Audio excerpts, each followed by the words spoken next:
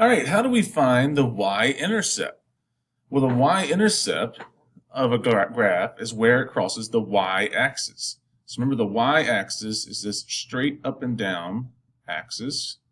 The one that goes up and down. It's your vertical axis. You can see it has a y right there. So a y-intercept is where it crosses that y-axis. Y-intercept.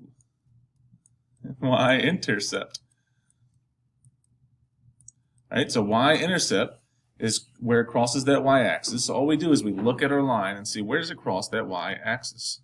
Well, I can see it crosses right here with that dot, and that looks like this is 0, right? And it's 1 below it, so that y-intercept is -1.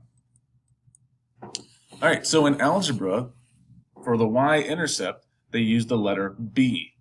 The letter b equals y-intercept.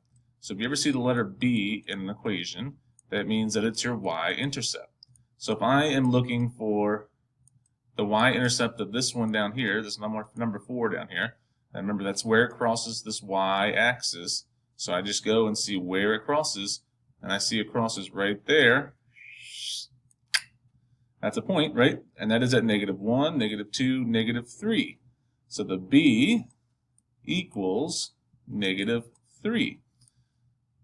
One more. Let's see here. This number 8 here. What is my y-intercept? Well, my y-intercept means it crosses my y-axis, that vertical axis. So I just look at my graph line. Where does it cross? It crosses right there. Boom. All right, so what point is that? Well, that is at 1, 2, 3. So my y-intercept, or my b, is 3.